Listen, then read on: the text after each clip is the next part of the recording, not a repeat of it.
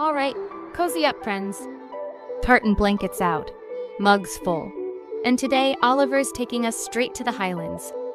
Every summer, we'd visit my Gran's cottage, deep in the Scottish Highlands. Fog on the moors, tea always brewing, and a pack of the proudest, fluffiest bearded collies you've ever seen.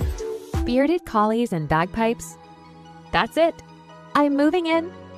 Morning started with wet noses nudging you awake.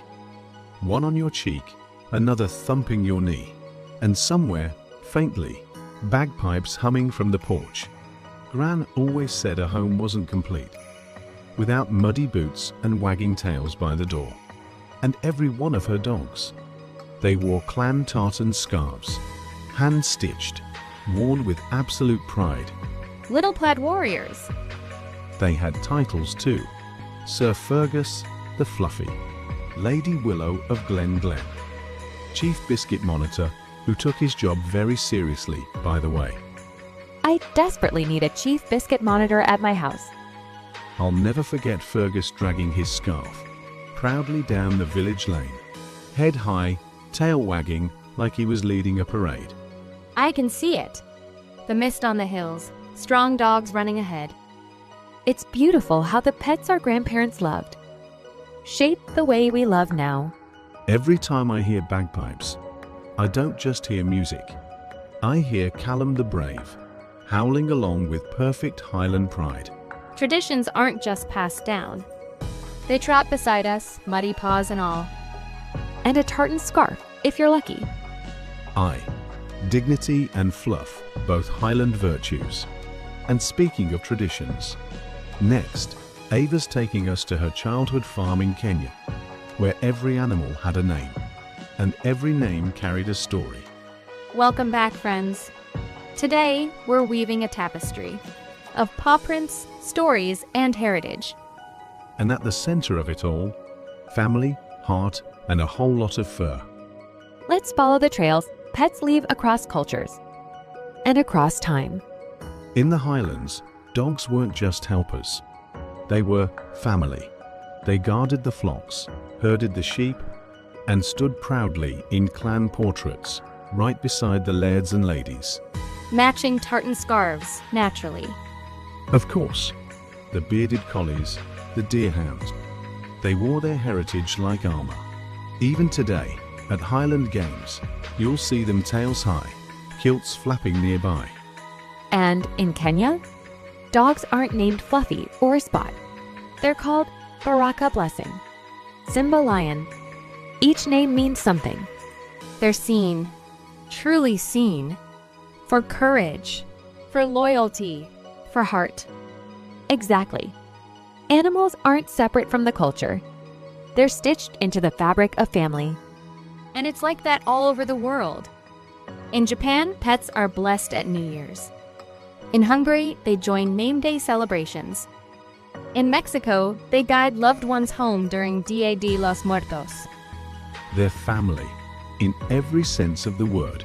I once met a woman in Portugal who named her cat after her great-grandmother.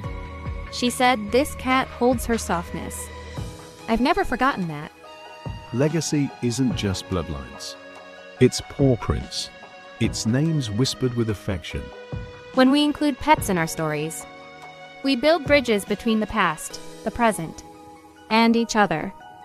And those bridges, they stretch farther than oceans, farther than language.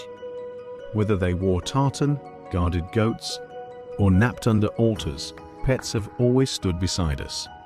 They carry our love forward quietly, fiercely. Next time you look at your pet, remember they're part of something ancient and something beautifully human. And next, we head to a very special farm in Kenya, where every animal has a name. And every name tells a living story. Welcome back, everyone. Today, we're cozying up in our very own pet heritage nook. Photo albums, paw stamps, sleepy pups nearby. It's the perfect place to celebrate where our companions come from. And to remind ourselves, every tale really does have a tale. Some tales are fluffy, some are wiggly, but all of them carry something incredible. I found out Luma's breed comes from mountain guardians, the kind of dogs that would sleep under the stars, always keeping one ear on the herd. It explains why she always insists on lying between the door and the bed, protecting her people, even while she snoozes. Learning her background gave me so much more patience. When we honor where they come from, we connect more deeply with who they are.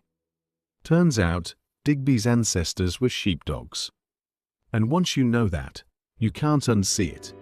Herding the mailman, the neighbor's toddler, the vacuum cleaner. He's just trying to keep everyone in line. Exactly. It's not just behavior. It's a story asking to be understood. And then there's Junie. We have no idea what her ancestry is. But I'm convinced it includes Elcrow, opera singer, and emotional sponge. The most important bloodlines. She may not come from royalty, but she rules my world. And that's more than enough. When you know where your pet's instincts come from, you stop seeing problems, and you start seeing purpose. You realize they're not just reacting, they're remembering generations of bravery, of loyalty, of joy. And even if you never know their roots, you're helping shape their branches. Every treat, every walk, every nap together. Learning your pet's story helps you tell yours more gently. Whether they come from castles, farms, or alleyways, they belong in your arms now.